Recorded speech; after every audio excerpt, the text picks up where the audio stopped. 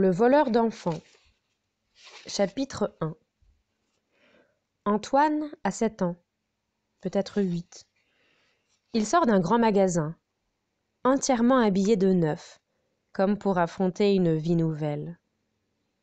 Mais pour l'instant, il est encore un enfant qui donne la main à sa bonne, boulevard Haussmann. Il n'est pas grand et ne voit devant lui que des jambes d'homme et des jupes très affairées. Sur la chaussée, des centaines de roues qui tournent ou s'arrêtent au pied d'un agent âpre comme un rocher. Avant de traverser la rue du Havre, l'enfant remarque, à un kiosque de journaux, un énorme pied de footballeur qui lance le ballon dans des buts inconnus. Pendant qu'il regarde fixement la page de l'illustré, Antoine a l'impression qu'on le sépare violemment de sa bonne. Cette grosse main à bague noire et or qui lui frôle à l'oreille. L'enfant est entraîné dans un remous de passants. Une jupe violette, un pantalon à raies, une soutane, des jambes crottées de terrassier, et par terre, une boue déchirée par des milliers de pieds. C'est tout ce qu'il voit. Amputé de sa bonne, il se sent rougir.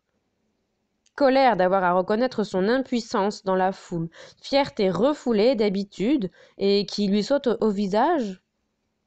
Il lève la tête. Des visages indifférents ou tragiques, de rares paroles entendues, n'ayant aucun rapport avec celles des passants qui suivent. Voilà d'où vient la nostalgie de la rue. Au milieu du bruit, l'enfant croit entendre le lugubre appel de sa bonne. « Antoine !» La voix lui arrive déchiquetée, comme par d'invisibles ronces. Elle semble venir de derrière lui. Il rebrousse chemin mais ne répond pas. Et toujours le bruit confus de la rue. Ce bruit qui cherche en vain son unité parmi des millions d'aspirations différentes. Antoine trouve humiliant d'avoir perdu sa bonne et ne veut pas que les passants s'en aperçoivent. Il saura bien la retrouver tout seul.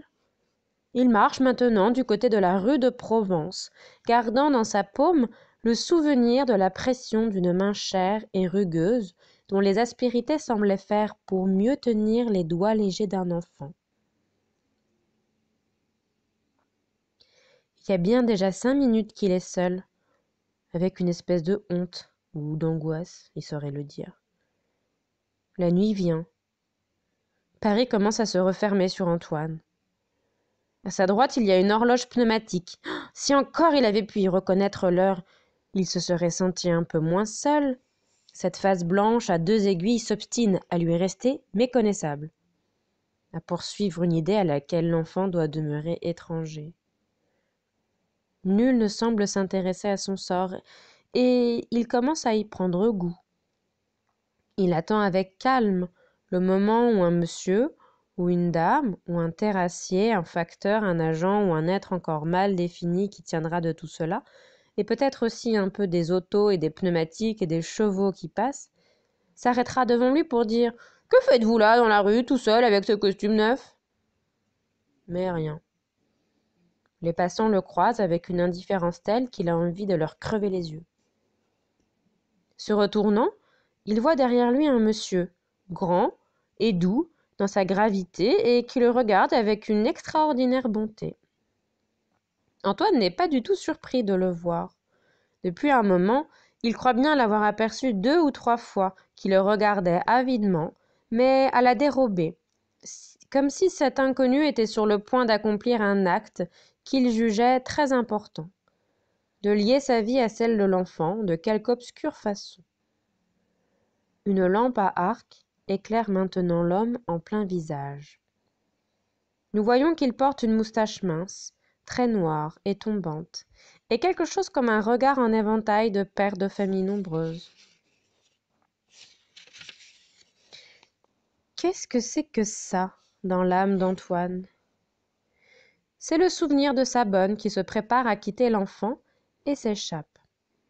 Antoine est harponné, attiré par une aventure à laquelle il lui paraît impossible de se soustraire, et il n'est nullement surpris quand l'homme à moustache se plie en deux pour se mettre à son niveau. Antoine Charnelet, mon petit, dit l'étranger avec beaucoup d'émotion dans la voix. Tu as donc perdu ta bonne? N'aie pas peur. Je suis déjà ton ami, et tu vas voir que tu me connais. Ce grand monsieur a un léger accent. Veux-tu monter dans ma voiture? C'est une magnifique limousine, si neuve qu'elle semble se trouver encore à la devanture d'un magasin des Champs-Élysées. Veux-tu venir chez moi en attendant qu'on retrouve ta bonne? Et il regarde l'enfant avec un naturel et une simplicité si intense qu'Antoine n'est pas étonné de sauter dans la voiture sans donner d'autre réponse. L'homme dit quelques mots d'une langue étrangère à son mécanicien, un noir fort déférent. À peine assis, Antoine songe aux jouets qu'un inconnu lui envoie régulièrement depuis un certain temps. Il s'agit de pièces véritablement magnifiques, adressées sans la moindre indication d'expéditeur. C'est, dans une boîte immense, une ferme de l'Amérique du Sud, un troupeau de vaches déambulant dans la campagne. Elles hument un air qui n'est pas d'ici et se trouvent à Paris comme par mégarde. Ces eucalyptus, si vous les dressez sur le tapis, voilà qu'ils développent des distances autour d'eux. Des gauchos galopent dans ces déserts imaginaires et lancent le lasso. Un cheval tombe, les pattes ensorcelées. Une autre boîte contient des plantations de café. On voit passer des colons, la pipe à la bouche, parmi la grande chaleur du jour. Et dans leurs yeux se reflète la forêt vierge. Certains s'arrêtent un instant, comme s'ils avaient oublié quelque chose. Justement, un chien s'élance vers eux, un paquet à la bouche. Mais nous approchons des caféiers. Les voici, en ligne droite et profonde à l'infini. Comment pénétrer là-dedans? Faites comme ces colons. Il y a aussi une boîte de cigares. Sur une bague, vous lisez Rio. Il vous suffit d'approcher une allumette de la pointe pour que bientôt apparaisse la baie dans toute sa splendeur. Des navires à l'ancre, les montagnes des environs et au-dessus de la ville, le ciel impeccable. Antoine, qui jusque-là n'avait reçu que de pauvres cadeaux de sa bonne, fut bouleversé par l'arrivée de ces présents. Chez lui, on émettait derrière son dos, à voix haute et à voix basse, toutes sortes de suppositions. Qui les avait envoyées? Au moment où il pense au cigare encore intact, Antoine reconnaît au doigt de son voisin la bague noire et or de l'homme qui lui a paru le séparer de Rose. Va-t-il crier par la portière? Continuons ainsi, c'est toujours tout droit. Antoine se trouve près de cet étranger dans une telle zone de sérénité qu'il n'éprouve nul effroi. Mais pourquoi l'a-t-on arraché à la main de Rose? Antoine reste confiant. Ce monsieur sent bon, une discrète odeur de propreté à laquelle se mêle un parfum d'eau de Cologne. Et il paraît digne, infiniment étoilé de dignité, comme la nuit descendant sur la terre. Antoine sent qu'il va vers un seuil de ténèbres au-delà duquel il fait clair. « Tu te trouves bien ici, mon petit? Je veux que tu sois heureux, dit l'homme, en proie à un trouble immense et gêné, comme s'il venait de révéler un secret. Antoine tâte les boutons de sa vareuse, met les mains dans les poches rêches de son costume neuf. L'auto s'arrête devant un immeuble du square Laborde. Il y a un ascenseur, comme chez Antoine. L'étranger le fait entrer avec précaution et, entre deux étages, lui demande s'il va bien. Ils étaient au palier du 3e étage lorsque Antoine lui dit qu'il allait très bien. Au bout d'un étage et demi de réflexion, l'étranger ajoute « Tu ne t'ennuieras pas chez moi.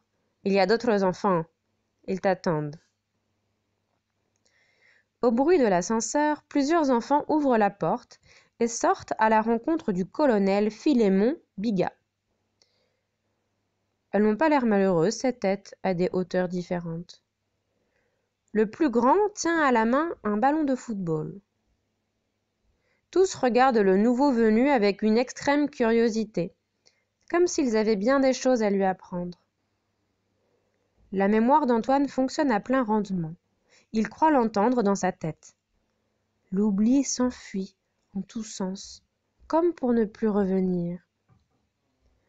Voici votre nouveau petit camarade, dit l'étranger. On lui tend une main de 15 ans et deux autres qui sont plus petites que les siennes.